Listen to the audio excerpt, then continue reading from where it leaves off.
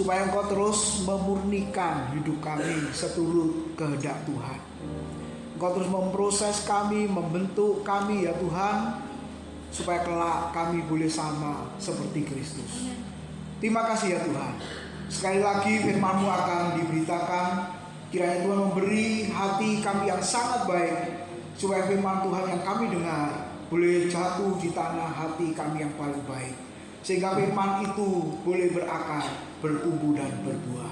Roh Kudus, tolonglah supaya kami boleh melakukan, sanggup melakukan kebenaran firman-Mu dalam hidup kami.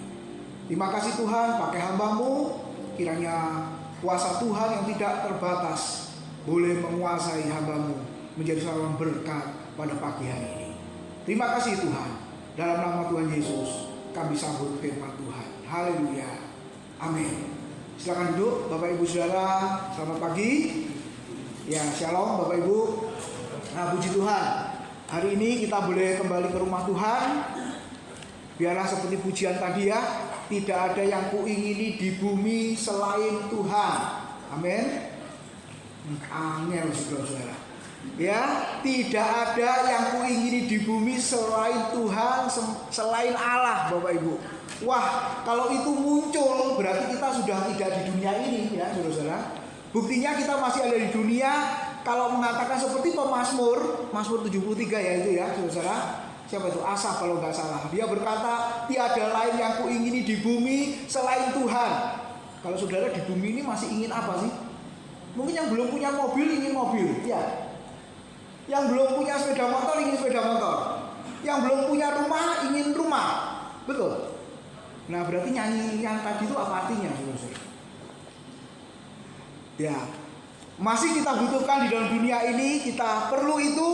Tetapi sebenarnya Tuhan mau mengajar kita kepada prioritas ya, hati kita itu gimana, saudara. Nah, pagi hari ini kita akan melihat Yosua 22 ayat 9 sampai dengan ayat yang ke-12, Bapak Ibu. Saya beri judul Unimpressive Altar. Terjemahannya apa, saudara? Altar atau mezbah yang lain. Altar atau mezbah yang besar. Nah, nanti muncul di ayat mana, saudara? Coba kita lihat Yosua 22 ayat 9 sampai 12. Muncul di ayat yang ke-10 ya. Maka pulanglah Bani Ruben, Bani Gad dan suku Manase yang setengah itu, dan mereka pergi meninggalkan orang Israel, keluar dari Silo di tanah Kanaan untuk pergi ke tanah Gilead, tanah milik mereka yang didiami mereka sesuai dengan titah Tuhan dengan perantaraan Musa. Sama-sama 23. Ketika mereka sampai ke Geriot pada sungai Yordan yang di tanah Kanaan, maka Bani Ruben, Bani Gad dan suku Manase yang setengah itu mendirikan mezbah di sana di tepi sungai Yordan, mezbah yang besar bangunannya. Nah, NET menerjemahkan unimpressive altar. Jadi sebenarnya bukan sekedar besar bangunannya, besar gedungnya, tapi sebenarnya mengandung arti agung, indah, mulia, Bapak Ibu Saudara. Oke, lalu berikutnya 11-12. Lalu terdengarlah oleh orang Israel sama-sama, itu cakap orang, telah didirikan mezbah oleh Bani Ruben, Bani Gad dan suku Manase yang setengah itu, mezbah menghadap ke tanah Kanaan di Geriot pada sungai Yordan di sebelah wilayah orang Israel.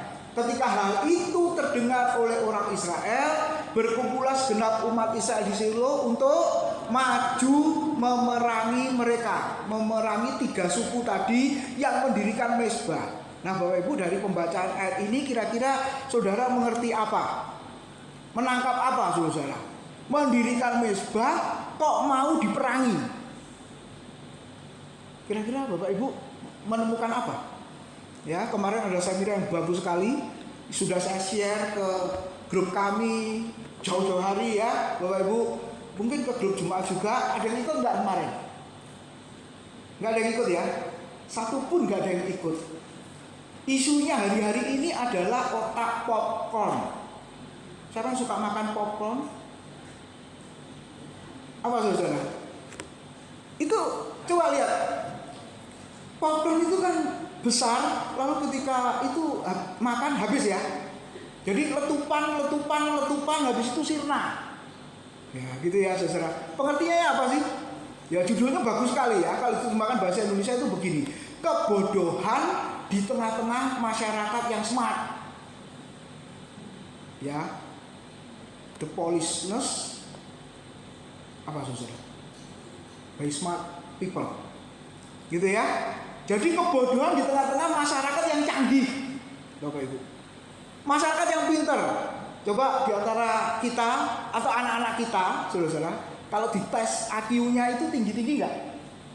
Pinter-pinter nggak? Nggak ada anak yang bodoh. Itu kata Prof. Yohanes Surya. Ya, yang kakaknya khotbah kemarin Pak Ishak Surya itu. Ya, saudara, tidak ada anak yang bodoh katanya. Tapi yang ada adalah malas. Saudara, yang ada adalah tidak mendapatkan guru yang baik dan tidak dapat mendapatkan materi yang disampaikan dengan baik. Jadi kembali lagi yang salah gurunya, kembali lagi yang salah orang tuanya. Kenapa tidak belajar dengan baik, tidak memberi materi dengan baik, sehingga anak itu tidak bisa menangkap. Nah itu kesimpulannya beliau ya Bapak Ibu Saudara. Nah ternyata saya merasakan juga beberapa waktu ketika mengajar. Ini anak-anak sekarang ini diajak mikir kok nggak mau. Coba Bapak Ibu tes sama anak-anak. Disuruh mikir agak berat sedikit saja. Jawabnya apa? Ngapain berat-berat Pak dipikir? Ngapain Pak dipikir berat-berat, betul nggak? Saudara. Nah zaman sekarang Bapak Ibu itu disebut zaman yang enak, mudah, cepat. Betul ya? Enak, mudah, cepat. Nah bukankah anak-anak sekarang atau bahkan kita sendiri maunya juga mudah, cepat, enak, persis seperti popcorn itu tadi, saudara. Nah artinya apa? Diajak pikir berat nggak mau. Biasanya kalau tugas, ini rata-rata ya, kalau tugas itu isinya copy paste saja. Lihat dari internet, lihat dari AI, lihat dari ChatGPT, lihat dari apa, langsung saja, saudara. Itu ya copy paste. Lalu ketika saya tanya, ini bahasamu bahasa buku, bahasamu bahasa salinan itu ya, terus kamu dapat apa? Coba kesimpulannya apa? Nggak tahu, saudara. Saya khawatir juga jemaat. Kesimpulan dari khotbah itu apa? Makanya anak-anak sekolah minggu saya tanya, tadi firman Tuhannya apa? Tadi lupa saya tanya ya. Sekarang saya tanya. Ayo anak-anak, firman Tuhan tadi pagi apa? Daud ngapain? Nah, mek tahu Daud toh. Duel sama Goliat. Yang menang, yang kalah siapa? Kenapa kok kalah Goliatnya? Nah, coba kejar terus dengan kalimat-kalimat yang seperti itu, saudara. Masih bisa ngikut nggak kira-kira? Sudahlah Pak, baca Alkitab sendirilah, ceritanya lengkap semua ada di situ. Nah Bapak Ibu lihat ya, ini satu contoh. Bahkan baca satu buku, kemudian beri summary-nya, satu halaman saja. Bisa lakukan? Sudah mahasiswa nggak bisa lakukan juga. Buat satu halaman saja, nggak bisa. Akhirnya apa? Tulis ulang lagi loh. Jadi Bapak Ibu, baik itu di non-Kristen, di Kristen, baik hamba-hamba Tuhan juga sama. Makanya tuntutannya sekarang harus nulis gitu ya. Sebab kalau hanya baca, hanya dengar, apalagi baca, ngerti nggak apa yang dibaca, saudara? Mereka juga ngerti apa yang dibaca. Ya, hari ini bacaan Alkitab kita sudah sampai mana? Nggak tahu toh, karena nggak mau baca. Kalau membaca pasti tahu urut-urutannya. 2 Tawari pasal. Ya, ternyata kebodohan itu Bapak Ibu di tengah kita yang canggih, bukan hanya di luar gereja, tapi juga ada di dalam gereja. Amin. Wah, nggak enak ya saudara-saudara ya. Nggak enak saudara-saudara. Tapi kenyataannya itu apa enggak? Oke, nanti kita akan lihat. Ketika saudara membaca ayat ini, dirikan mezbah lalu diperangi. Ini ada yang aneh nggak kira-kira?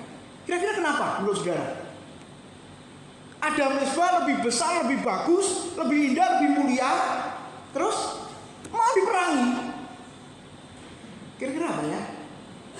Wah ini Pak Timotius di kelas saja ya. Enggak lah, nanti saudara jauh jawabannya ya. Sebelum lanjut itu Bapak Ibu lihat, ini sudah mulai masuk kesimpulan Yosua pasal terakhir.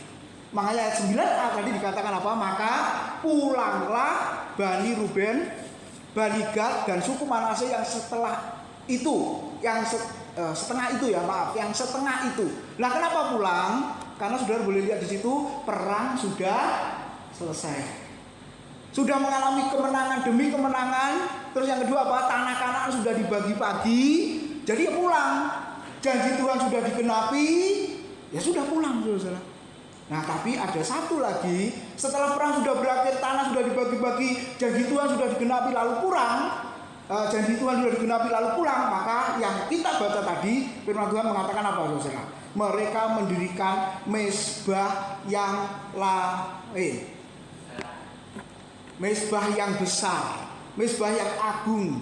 Nah, pertanyaannya Bapak Ibu, kira-kira orang Israel tadi mau memerangi suku Ruben, Gad dan setengah Manase tadi yang bangun mezbah, itu kira-kira berprasangka enggak? Prasangkanya apa kira-kira? Curiganya apa? Sudah ada mezbah, kok bangun mezbah lagi? Bahkan mezbahnya lebih besar, lebih mencolok ya, saudara. Kira-kira prasangkanya apa? Curiganya apa? Ini ada orang apa enggak ya, saudara ya? Oke lah, contoh yang sederhana saja ada di sekitar kita dan mungkin kita juga mengalami prasangka curiga itu. Ya, tidak di sini dah, tempat lain. Kalau saudara menghadiri acara, terus saudara terlambat. Terus orang-orang yang duduk, yang datang tepat waktu sebelum waktunya, kira-kira punya pikiran enggak? Punya prasangka enggak? Umumnya apa? Terlambat. Kenapa terlambat? Masalahnya apa terlambat? Jawabannya apa? Kalau acaranya pagi-pagi, pasti kita punya kesimpulan ngantuk. Kok ngantuk Pak? Bangunnya kesiangan. Itu bukan ngantuk lagi, tidurnya kebablas. Ya, itu toh. Kita curiganya begitu kan? Mungkin saudara juga mencurigai saya kalau sama Pak Bambang kalau nggak ada di tempat. Pikirnya gimana? Wah, jalan-jalan ini. Jalan kemana saudara? Oh, pelayanan ini, betul. Terus apa lagi? Ya macam-macam, betul ya. Bangunnya kesiangan, nggak mungkin. Saya nggak pernah terlambat kok. Saudara yang terlambat, ya toh? Nah, Bapak Ibu lihat, curiganya prasangkanya begitu kan? Bangunnya terlambat, terus apa lagi? Bannya bermasalah, macam-macam ya. Wong wis gundul kabeh gitu, waya ganti gak diganti-ganti, akhirnya meledos atau bocor. Apalagi saudara, macam-macam lah prasangkanya, betul. Nah, prasangka yang kita lakukan bisa benar, bisa salah kan? Ya. Nah, ketika diberitahu orangnya mengatakan, "Loh Pak, aku terlambat karena ada urusan. Tadi mampir di sini, prediksinya harusnya tepat waktu. Ya ini karena 17-an Pak, ada orang lomba jalan banyak ditutup, akhirnya muter-muter ya, betul." Kayaknya minggu depan saudara harus lewat tol lah, yang jauh-jauh. Pasti banyak gerak jalan nanti saudara ya, terlambat. Nah, Bapak Ibu lihat, prasangka kita mungkin bisa salah, mungkin juga bisa benar, saudara. Tapi yang terjadi banyak prasangka buruk apa prasangka baik? Buruk ya. Nah, mengira orang lain berprasangka buruk tentang kita, itu juga termasuk kita mempunyai prasangka buruk. Nah, Bapak Ibu, kita kembali ke bagian ini. Orang Israel yang sebagian besar punya prasangka buruk enggak kepada suku Ruben, Gad dan setengah Manase? Punya ya. Prasangka buruknya apa? Mendirikan mezbah yang besar, yang agung, yang mulia. Tujuannya apa? Untuk menyembah berhala. Padahal kalau ayat kita baca nanti prasangkanya salah, saudara-saudara. Nah, ini 3 dosa yang sangat benci Tuhan dan manusia, saudara. Yang pertama pembunuhan. Siapa pembunuhan pertama kali? Siapa yang mati pertama kali? Ya, Kain dan Habel. Kain membunuh Habel. Nah, itu pembunuhan yang pertama, Bapak Ibu. Kenapa kok Habel dibunuh oleh Kain? Kenapa biasanya? Iri. Terus kenapa kok iri? Persembahannya diterima, yang ini kok ditolak, gitu ya. Itu selalu jawabannya begitu. Tapi kalau saudara baca 1 Yohanes Masalahnya iri. Kok bisa iri itu dari mana? Dia bisa jahat akhirnya membunuh, ya saudara-saudara. Itu kenapa?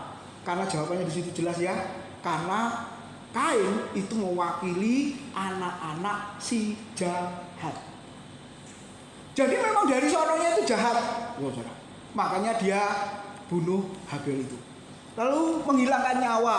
Yang kedua perzinahan, baik secara rohani, secara jasmani, itu juga dosa yang sangat dibenci Tuhan dan manusia.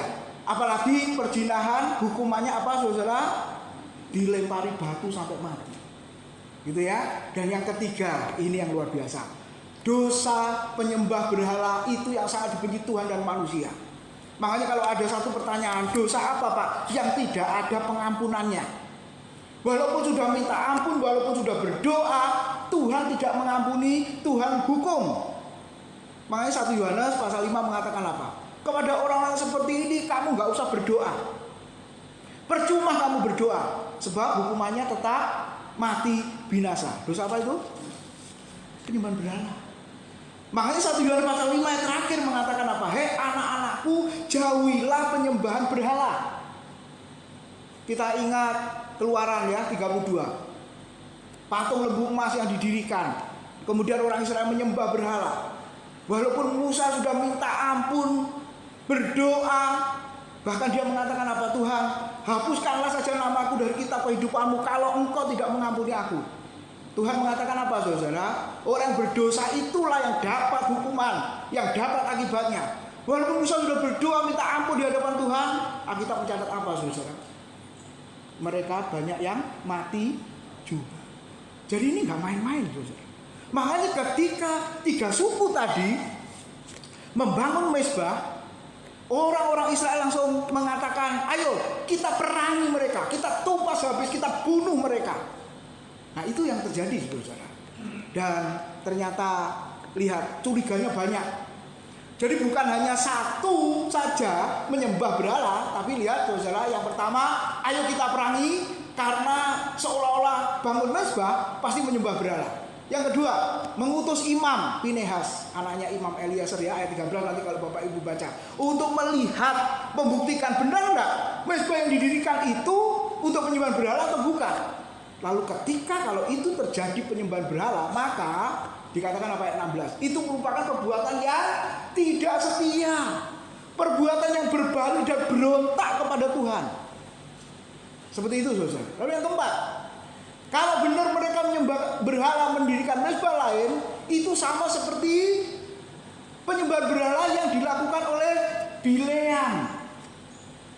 Saudara-saudara, Bileam itu nabi palsu apa nabi sejati? Seolah-olah dia nabi sejati ya.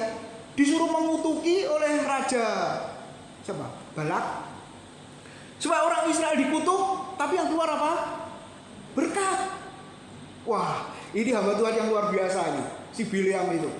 Ya, benar-benar dipakai Tuhan, melakukan, mengatakan, menyampaikan firman seperti yang diperintahkan Tuhan. Betul ya, saudara? Selalu begitu. Bahkan diberi bayaran tinggi, dia tolak. Kenapa? Kurang banyak. Tolak kurang banyak berarti ya saudara. Terus begitu. Seolah-olah di kitab Bilangan pasal 23, 24, 25 kita nggak ketemu kesesatannya Bileam itu di mana. Tapi kalau saudara baca Bilangan 31, 32, di situ jelas. Ternyata Bileam memakai para istri orang Israel untuk para istri itu supaya bisa mempengaruhi suami-suami mereka sehingga mereka apa? Menyembah berhala. Sehingga Tuhan marah, bahkan nama Bileam itu muncul di kitab Yudas, kitab Wahyu sebagai apa? Penyesat, Bapak Ibu. Jadi lihat, dosa penyembahan berhala, orang Israel diingatkan waktu di kitab Bilangan itu, engkau sama seperti Bileam yang mengajak umat Tuhan untuk berlaku penyembah berhala. Lalu yang terakhir, ketika menyembah berhala, mendirikan mezbah yang lain disamakan dengan pemberontakan Akan bin Serah bin itu ya. Dosanya apa Akan? Barang jaran harus ditumpas, tapi dia, ayo Yosua pasal 7 ya, sudah lewat ya. Dia melihat barang-barang yang indah, kain-kain dari Sinear katanya, emas, perak, dia melihat kok itu begitu indah. Kalau ini ditumpas ya, waduh eman-eman ya, sayang ya saudara-saudara ya. Akhirnya ketika dia melihat lalu dia mengingini. Kelihatannya indah, baik. Setelah diingini, apa saudara? Disembunyikan. Nah itu asal dosa itu saudara. Ya, asal dosa itu dari mana sih? Dari melihat, mengingini, lalu tindakan. Itu dosa. Asal dari dosa. Jadi kalau belajar tentang doktrin tentang dosa, asal dosa dari mana sih? Dari Tuhan. Dari ular. Seringkali kita menyalahkan ular. Kemarin ketemu orang, waktu di tengah pujian, dia cerita kepada saya, batuk-batuk. Ini yang salah siapa? Nah, batuk loh, yang salah siapa itu? Siapa yang salah? Iblis. Loh, kok iblis? Iya, ini setan batuk. Mana ada ayatnya yang mengatakan setan batuk? Kenapa kok ngantuk? Iblis yang salah. Kenapa? Dia yang memberi ngantuk. Itu roh ngantuk. Enggak ada. Yang ngantuk itu bukan rohmu, yang ngantuk itu saudara. Bukan setannya. Amin. Loh kok bingung saudara ya? Kok bingung gimana sih? Enggak ada itu saudara.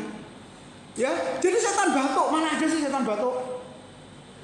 Enggak ada. Yang batuk saudara bukan setannya. Yang ngantuk saudara bukan setannya. Nah Bapak Ibu, lihatlah. Itu dosa besar. Karena dirikan mezbah, pasti ujung-ujungnya menyembah berhala.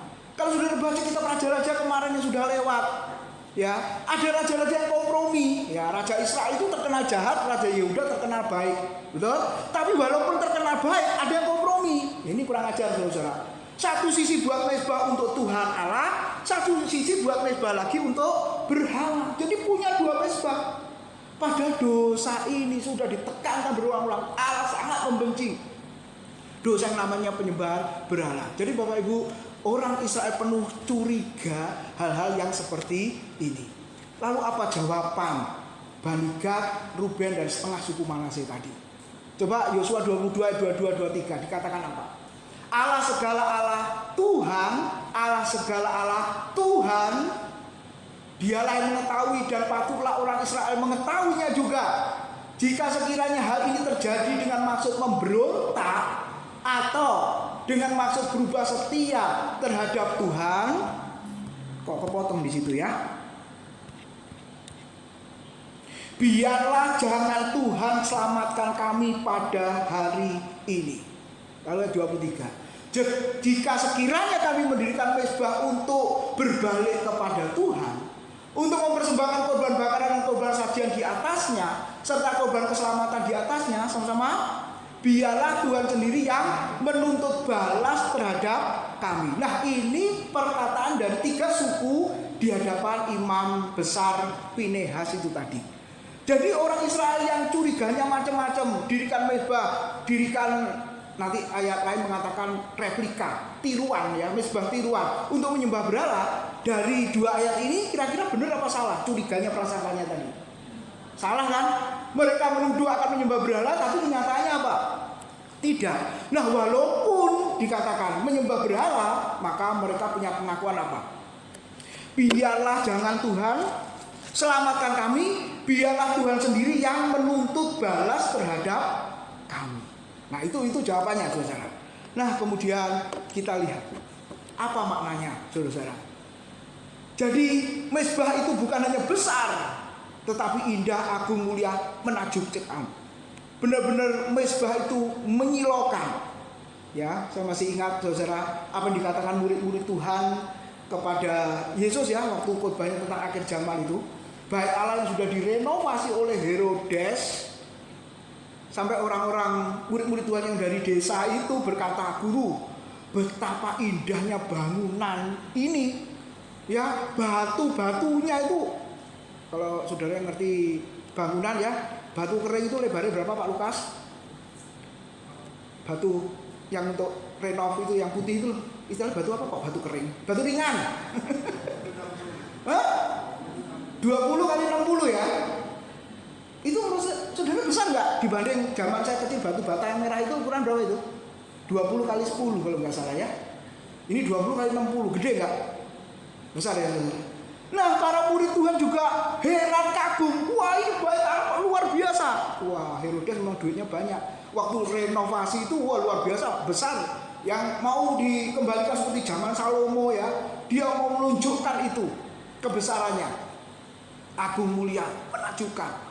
Tapi Tuhan Yesus mengatakan apa? Lihat ya, suatu saat ya akhirnya digenapi tahun 70 ya, Saudara. Batu ini yang indah, yang megah, yang besar. Oh, besarnya itu ya seperti tembok Yeriko yang saudara bisa bayangkan itu ya. Saudara, itu luar biasa. Dari marmer, dari batu permata, macam-macam. Yesus hanya berkata begini, suatu saat nanti tidak ada batu yang terletak di atas batu lainnya. Semuanya akan dihancurkan. Ternyata memang hancur, runtuh. Saudara. Makanya kita bangun gereja gak usah bagus-bagus lah. Begini aja. Ya, toh nanti hancur kok saudara-saudara. Yang khotbah di sini berkata pada saya, gerejamu ini simpel ya. Katanya gitu saudara. Ya bukan gerejaku, gerejanya Tuhan. Ya maksudnya adalah simpel. Ini bangun nggak perlu banyak duit ini. Sopo ngomong ya akeh ini saudara ya. Tapi kan nggak macam-macam betul. Dibanding gereja-gereja lain tuh. Terus, wih lampunya Pak, kenapa? Kuno. Maksudnya nggak seperti yang lain-lain itu. Shoot itu kan larang. Simpel lampunya. Ya walaupun ini mahal juga ya pakai remote soalnya. Betul. Tapi ada yang lebih mahal kan? Dan posisi panggungnya itu kan biasa. Saya mau mengatakan pada dia, percuma bagus-bagus. Itu sebenarnya menyenangkan Tuhan apa menyenangkan manusia yang melihat? Menyenangkan Tuhan yang melihat apa saudara yang melihat? Apalagi ada asapnya kiri kanan. Push, saudara. Saya pernah kaget ketika khotbah asap kemuliaan Tuhan itu menyembur. Gitu ya. Saudara tahu sekali sembur itu berapa? Tanya Leon mestinya ya kemarin itu. Sekali sembur itu berapa? 250.000. Lah itu paling piro nyembure? Belum lampu. Sekali putus 2.500.000. Terus saya tanya, kenapa kok seperti itu Pak? Jawabannya simpel Bapak Ibu. Jemaat kan sudah memberi Pak. Jemaat kan sudah menyumbang banyak Pak. Jadi kita lakukan semuanya ini untuk membuat jemaat senang melihatnya, jemaat nyaman duduk di kursi yang indah, empuk sampai ketiduran. Itu jawabannya. Jadi hanya untuk menyenangkan jemaat. Iya Pak. Karena Tuhan kan gak butuh semuanya ini. Nah Bapak Ibu hati-hati ya. Mezbah yang bagus, apakah pasti tentu Tuhan berkenan atau saudara yang senang? Nah sebenarnya bagian ini mau mengingatkan apa? Kualitas mezbah kalau ada tandingan ya itu harusnya apa? Lebih baik apa lebih buruk? Kalau orang berkata aku dirikan gereja umpamanya ya, terus gereja yang baru didirikan itu harusnya lebih baik kan, saudara? Dari yang sudah ada, betul. Aku buka pelayanan ini, harusnya apa? Lebih baik dari yang sudah ada, betul nggak, saudara? Tapi kenyataannya bagaimana? Ya motivasi macam-macam lah, saudara. Kenyataannya lebih baik apa enggak? Apalagi ada perkataan yang menyakitkan ya, saudara. Saya juga sering mendengar ya, Pak, kenapa kita nggak buat seperti gereja lain, Pak? Buat apa? Buat A, buat B, buat C, buat D. Itu sih menyakitkan hatiku, saudara. Saya hampir aja menjawab begini. Kalau engkau berkata, kok nggak seperti gereja A, gereja B, gereja C, ya sudah, silakan engkau ke sana. Kalau engkau melihat itu lebih baik, silakan engkau ke sana. Hampir ngomong gitu. Sebab kalau saya ngomong begitu, beneran itu ke sana, saya tambah stres, saudara. Jadi tampak gitu ya. Tapi perkataan itu menyakitkan, saudara. Nah kalau pengennya acara A, acara B, gereja kita sudah melakukan, tapi kenapa nggak mau dukung, kenapa nggak mau ikut? Nah itu lebih menyakitkan, saudara. Nah hari ini kita belum merenungkan kualitas mezbah yang dibangun harusnya lebih baik.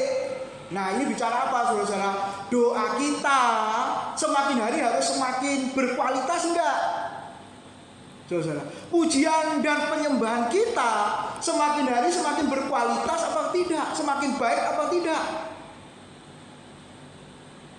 Mungkin Pak Bambang suatu saat duduknya jangan di depan, di tengah atau di belakang. Seperti yang saya lakukan ya, saudara. Saya sebenarnya nggak mau duduk di depan. Saya duduk di belakang, tengah, samping, Bapak Ibu Saudara. Saya ingin tahu. Ingin tahunya apa? Bapak Ibu perhatikan. Waktu pujian saya mendengar saudara nyanyi semua. Tapi waktu penyembahan, WL, singer, musik saja yang menyembah. Terus saudara sunyi senyap dalam hati. Ya kalau dalam hati hanya Tuhan yang dengar ya menurut saya nggak dengar. Maksud saya adalah sampai kapan saudara begitu terus? Ya ini kan komunal ya, bersama-sama. Jadi kalau WL mengatakan ayo kita menyembah Tuhan, ya harusnya saudara kuat juga menyembah. Ya ini sih gara-gara kita kebanyakan khotbah di luaran ya. Kalau kita khotbah di luaran waktu praise and worship itu ya, coba tanya Pak Abang juga kalau nggak percaya. Itu waktu pujian penyembahan itu gimana kira-kira? Bahkan waktu doa malam saja itu loh bisa hampir 1 jam. Wah, sudah. Tapi saya bandingkan dengan gereja GBI Graha Family, aduh Tuhan, buang terima 3 menit sisanya WL Dewi, saudara. Nah, saya mau ya Bapak Ibu, amin, mau saudara-saudara, yang akan datang waktu doa, waktu pujian, waktu penyembahan, saudara buka suaramu. Amin. Ini yang kita pelajari dari Yosua 22. Kalau saudara berkata, aku mau bangun doa, aku mau bangun pujian, aku mau bangun penyembahan yang lain, istilahnya seperti 3 suku tadi, aku mau bangun mezbah yang lain yang lebih besar, harusnya lebih baik. Kemudian firman Tuhannya juga. Ya ini untuk hamba-hamba Tuhan, Bapak Ibu Saudara. Ya, kita mempersiapkan lebih baik. Persiapan kita bisa 2 bulan. Itu surat konfirmasi hamba Tuhan itu 2 bulan sebelumnya. Temanya ini Pak. Kadang surat juga nggak dibaca, tak WA lagi bawahnya. Materi khotbahnya ini Pak. Dengan harapan apa saudara? Mempersiapkan tema, mempersiapkan khotbah lebih baik. Sebulan ke depan, 2 bulan ke depan sudah saya persiapkan. Pak Bambang juga persiapkan. Doa malam setahun sudah diatur, sudah dipersiapkan. Bulan depan kita mau bicara apa? Kalau kemarin afterlife, bulan depan kita belajar tentang neraka. Mau hadir? Gak usah Pak, gak usah dibahas. Aku yakin sudah masuk surga kok. Iya harus adil dong. Selalu yang dibicarakan surga, betul. Tapi bulan depan saya mau sampaikan tentang neraka, Bapak. Karena itu juga ajaran Tuhan Yesus. Nah intinya apa? Ada mezbah yang lain, harusnya kualitasnya harus melebihi. Bapak Ibu, ternyata dugaan kita ini salah.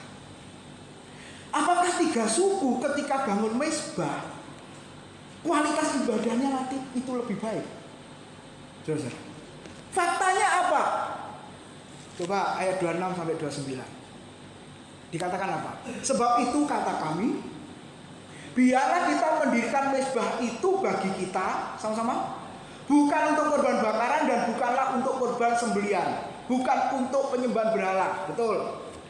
Tetapi lihat, supaya mezbah itu menjadi saksi antara kami dan kamu dan antara keturunan kita kemudian, bahwa sama-sama kami tetap beribadah kepada Tuhan di hadapannya dengan korban bakaran, korban sembelihan dan korban keselamatan kami. Jadi tidaklah mungkin anak-anak kamu di kemudian hari berkata pada anak-anak kami, kamu tidak mempunyai bagian pada Tuhan. Lagi kata kami, apabila di kemudian hari demikian dikatakan mereka kepada kita dan kepada keturunan kita, maka kita akan berkata sama-sama, tengoklah bangunan tiruan mezbah Tuhan itu yang telah dibuat oleh nenek moyang kami. Sama-sama, bukan untuk korban bakaran dan bukan untuk korban sembelian, tetapi mezbah itu menjadi saksi antara kami dan kamu. Jauhlah daripada kami untuk memberontak terhadap Tuhan dan untuk berbalik daripada Tuhan pada hari ini dengan mendirikan mezbah untuk korban bakaran, korban sajian dan korban sembelian, mezbah yang bukan mezbah Tuhan Allah kita yang ada di kemah sucinya. Jadi Bapak Ibu, Mezbah yang dibangun di ruang replika tadi untuk apa, saudara? Memang bukan untuk berhala, gitu ya, bukan untuk menyembah berhala, tapi untuk apa? Untuk saksi, sebagai peringatan saja. Bahwa peringatannya apa, saudara? Kami tetap beribadah kepada Tuhan. Apa yang kita pelajari dari bagian ini, saudara? Mezbah tadi yang dibangun kosong. Mezbah yang besar yang dibangun yang lebih daripada mezbah yang lama itu kosong. Tidak ada darah persembahan binatang yang dicurahkan. Nah, tujuannya apa sih tadi bangun mezbah? Hanya sebagai saksi, hanya sebagai peringatan. Saudara, istri Lot, gimana lagunya? Istri Lot lupa dan menoleh ke belakang. Hei, waduh, saudara, sudah dijanjikan lagu pun juga nggak ingat ya. Istri Lot lupa dan menoleh ke belakang. Hei, jadi. Aku gak sekolah minggu saya ingat, saudara-saudara. Ya, halo anak-anak, ingat nggak lagu itu? Enggak, loh ya tau enggak loh, saudara-saudara. Karena nggak pernah dinyanyikan atau apa. Kalau itu lagu bagus harus dinyanyikan. Karena itu Alkitab, saudara-saudara. Ya, itu harus dinyanyikan. Nah, Bapak Ibu, apa artinya tiang garam? Saudara lihat patung, ya monumen, ya toh yang dibangun, segera dibangun patung-patung. Itu untuk apa sih sebenarnya? Untuk apa? Ya peringatan. Pahlawan ini, supaya kita ini tahu, generasi berikutnya yang tidak mengalami peperangan zaman itu kita tahu, oh ini orangnya, ini tokohnya. Hanya sekedar peringatan, saksi. Nah, Bapak Ibu, berapa banyak orang Kristen hanya berkata, aku percaya kepada Tuhan, aku orang Kristen, betul. Tapi jangan-jangan hanya sebagai peringatan saja. Jangan-jangan hanya diketahui orang lain bahwa kamu Kristen, kamu percaya Yesus. Tapi pertanyaannya, Bapak Ibu, masihkah kualitas doanya harus lebih? Masihkah bacaan Alkitabmu lebih berkualitas? Mengaku Kristen, tapi gak pernah baca Alkitab, itu harusnya isi nopo enggak, saudara? Ya sederhana aja lah. Wes Pak Tim jangan muluk-muluk ya, aplikasi praktis saja. Bapak Ibu Kristen, percaya Yesus? Oke ya. Masih baca Alkitab? Ada yang masih, ada yang ya dimai ya, Tuhan yang tahu kok. Harusnya malu nggak? Malu nggak? Kenapa nggak baca Alkitab? Bagaimana bisa tahu siapa Tuhan? Bagaimana bisa tahu Allah yang kita percayai, yang kita layani kalau saudara nggak pernah baca Alkitab? Amin. Nah, saya harap saudara setelah pulang dari tempat ini, bangun mezbah yang lain. Apa itu? Yang tadinya tidak bagus, kurang berkualitas, aku mau menambahkan. Amin, saudara-saudara. Ini menurut saudara penting apa enggak? Atau jangan-jangan sudah terkontaminasi dengan khotbah yang belakangan viral hari-hari ini? Tony senyum ya, berarti denger ya. Seorang ibu berkhotbah dengan semangat. Saudara nggak perlu baca Alkitab. Yang penting saudara merenungkan Alkitab dan melakukan. Jangan jadi Kristen agamawi, hanya baca. Yang penting merenungkan dan melakukan. Nanti cari di YouTube ya, banyak itu saudara. Aku juga gregetan itu saudara. Wong Alkitab itu sudah memerintahkan kalau di kitab Taurat, bacalah hukum Taurat itu, bacalah. Paulus menasihatkan Timotius 1 Timotius 4, bertekunlah dalam membaca kitab-kitab suci. Wahyu 1 ayat 3, berbahagialah, diberkatilah orang yang membacakan nubuat-nubuat dari kitab ini. Loh, jadi saudara membaca itu perintah kitab loh. Amin. Nah, kalau kita nggak membaca, bagaimana kita bisa tahu? Apalagi ini hubungannya dengan Tuhan. Mungkin saudara berkata, Pak, aku nggak mengerti Pak, sulit Pak, apalagi tentang Allah Tritunggal. Loh, bener saudara. Tapi suruh baca Alkitabnya nggak mau, suruh ikut kelas juga nggak mau. Bagaimana saudara bisa ngerti? Itu faktanya, saudara. Saudara bangun mezbah bagaikan mezbah yang kosong tanpa persembahan, tanpa harga diri, tanpa saudara, sangkal diri, tanpa pengorbanan yang saudara berikan kepada Tuhan. Itu mezbah yang kosong. Dan kita lihat di Alkitab, api korban persembahan itu yang menyalakan itu Tuhan loh saudara. Kalau saudara baca Imamat 9 ayat 24 ya, itu Tuhan kirim dari surga api untuk membakar persembahan di atas mezbah korban bakaran. Terus pasal 6 ayat 8 sampai 13 di situ diulang-ulang firman Tuhan mengatakan apa? Musa menyampaikan pada para imam, jangan biarkan api yang sudah menyala itu padam. Nggak boleh mati. Nah, kalau apinya nggak boleh mati berarti apa saudara? Tetap ada korban persembahan yang dibakar, kotorannya dibuang, abunya dibuang, gitu saudara. Terus, nah kalau ada korban persembahan di atasnya berarti orang Israel terus beribadah. Ada ibadah kan? Lalu yang ketiga, para imam ada kerjaan, ada pelayanan. Bapak Ibu, kalau kita sudah tidak melakukan semuanya itu, maka apinya padam. Dan yang terjadi ketika api padam, Imamat 10 ayat 1 sampai 7 dikatakan apa? Nadab dan Abihu memberikan api lain, api asing yang tidak pernah diperintahkan oleh Tuhan. Berarti mereka off ibadah, off pelayanan. Orang Israel juga tidak beribadah kepada Tuhan, sehingga mezbah itu padam, mati. Nah Bapak Ibu, berapa banyak kita bangun mezbah hanya sebagai peringatan bahwa kita percaya Yesus, bahwa kita ini orang Kristen ya, tapi kita tidak pernah melakukan apa yang Tuhan perintahkan. Saudara, hanya kelihatan melayani, tapi sebenarnya tidak ada apinya, saudara. Hanya kelihatan tampil, tapi nggak ada apinya. Bukankah itu mezbah yang kosong, saudara? Bukankah itu seperti 3 suku yang membangun mezbah tanpa darah yang dicurahkan, tanpa persembahan di situ? Dan lihat Bapak Ibu, kalau mezbah kosong, walaupun bagus, buat apa? Gereja bagus megah, tapi nggak ada jemaatnya, buat apa? Hanya sebagai saksi peringatan. Oh, ini dulu namanya gereja, sekarang sudah bukan. Oh, kamu dulu orang Kristen, sekarang bukan. Buat apa, susah? Dan lihat ya, Tuhan tidak pernah tertarik dengan mezbah yang kosong. Tuhan muak dengan mezbah yang kosong.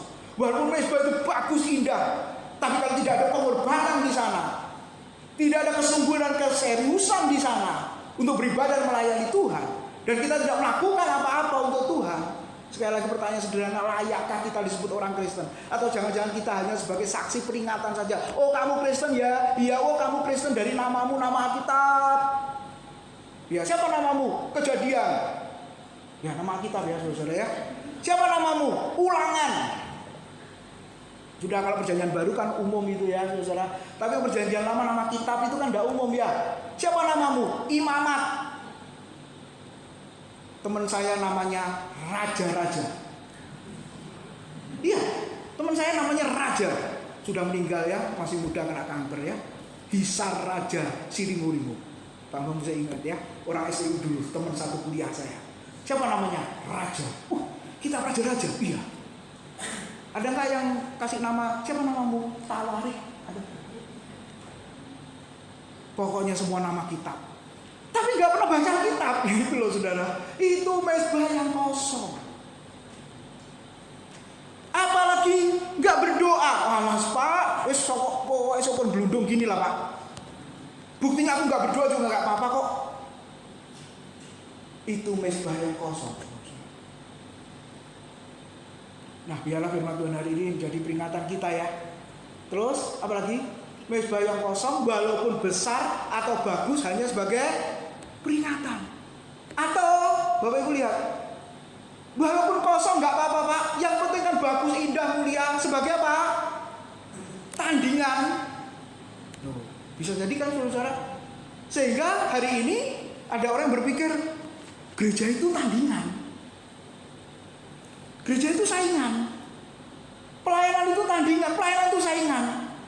Kalau ada gereja baru yang berdiri ketar-ketir hatinya, wah apalagi di sebelah lagi, betul gitu.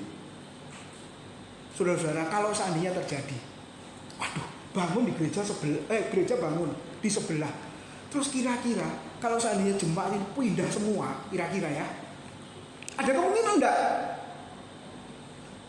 Karena selalu ngomongnya apa? Pak, seperti gereja itu loh Pak. Pak, kok enggak seperti gereja itu loh Pak? Wah, boleh Pak, aku pengen ke sana Pak. Monggo, silahkan. Iya toh saudara? Kira-kira kalau itu semuanya terjadi, terus gereja ini kosong umpamanya, terus saya sama Pak Bambang ngapain? Berhenti jadi gembala sidang. Otomatis. Jadi apa Pak? Dosa naik. Iya toh? Betul? Apakah kita salah di hadapan Tuhan? Berdosa di hadapan Tuhan? Sudah berusaha sekuat tenaga bagaimana supaya bisa menjangkau jiwa sesuai dengan visi-visi tema-tema yang lalu itu. Tapi tetap juga jiwanya nggak terjangkau ya. Karena saudara nggak menjangkau, hanya slogan saja umpama. Terus kalau seandainya lama-lama habis, salah berhenti. Ada teman saya, bahkan dosen saya, yang akhirnya gerejanya besar Bapak Ibu, tapi jemaatnya nggak ada. Akhirnya dipakaikan gereja lain untuk pakai gedungnya. Ngenes. Saya panggil Om, sakit-sakitan juga. Ini gimana Timotius ya? Saya sudah tua, namanya gembala sidang, jemaatnya tambah banyak. Tapi ini kok habis, lama-lama habis loh. Bener habis. Apalagi kena COVID kemarin habis Bapak Ibu. Saya khotbah di situ. Gerejanya besar, lebih besar dari ini Bapak Ibu. Habis, satu pun tidak ada. Apakah Om ini salah di hadapan Tuhan? Sudah jawab gimana? Salah? Sudah Om, tenang aja. Om kan melayani Tuhan toh. Kalau jemaatnya habis, ya kalau salahnya Om ya bertobat. Loh, Om ini salah apa? Sudah sungguh-sungguh doa puasa, macam-macam kok. Ya memang karena kondisi Bapak Ibu. Gereja di situ juga banyak, gitu ya. Ya sudah, Om nggak salah di hadapan Tuhan. Saya mengatakan begitu, saudara. Kenapa? Tugas Om jadi gembala sudah selesai. Sekarang menggembalakan istri dan anak-anak, sudah. Oh gitu ya, iya. Nah Bapak Ibu lihat. Jadi sebenarnya pelayanan gereja bukan replika, tiruan, bahkan tandingan sebenarnya. Di tempat saya pernah didatangi pendeta, suruh nutup waktu saya buka persekutuan atau gereja itu ya. Lalu saya berkata, kalau suruh nutup itu hakmu apa? Gitu ya. Iya, gini warga nggak seneng, warga yang mana? Saya sudah minta tanda tangan ini loh, RT, RW itu tanda tangan kok. Iya, ya dia sendiri yang nggak seneng. Kenapa? Kami dianggap tandingan. Saya berkata kepada dia, harusnya Bapak bersyukur. Pelayanan pekerjaan Tuhan yang sangat besar, ada orang-orang yang mau masuk untuk membantu melayani. Nah ini konsep berpikir yang begini nih loh saudara. Ya, nah hari ini kita boleh merenungkan sekali lagi, mezbah besar yang dibangun ternyata memang bukan untuk berhala, betul, tapi ternyata apa? Hanya sebagai saksi atau peringatan saja. GBI Grafam ini pernah ada. Wis berapa lama? Ayo, ulang tahun keberapa ini besok tahun depan? Izin Pak ya, 21 tahun kok kayak gini-gini tok ay. Harusnya saudara malu. Yang malu bukan saya sama Pak Bambang, semua malu. Sudah 21 tahun ibadah kayak satu kali itu pun wangel wabok. Suruh hadir wangel minta ampun. Nah, itu mezbah kosong itu. Saudara hanya Kristen saja, tapi nggak ada apinya. Apalagi untuk penyembahan berhala. Gereja yang bagus bisa jadi berhala, tempat yang bagus bisa jadi berhala. Tapi sekali lagi, tetap mezbah itu kosong, saudara. Jadi kesimpulannya apa? Mari kita bersama-sama memperbaiki kualitas ibadah kita. Amin. Kita perbaiki kualitas doa kita. Mari kita perbaiki kualitas pujian penyembahan kita. Amin. Mari kita perbaiki kualitas firman Tuhan. Baca firman Tuhan, berusaha untuk mengertinya, terus diulang-ulang. Saudara, kalau baca nggak ngerti, ya itu supaya bisa ngerti gimana kira-kira? Di samping ada yang ngajarin, tapi kalau yang bersangkutan, saudara, walaupun tidak ada yang ngajarin, kira-kira bisa ngerti nggak? Katakanlah saudara baca satu buku, ya, iki kok satu halaman ini gak ngerti-ngerti.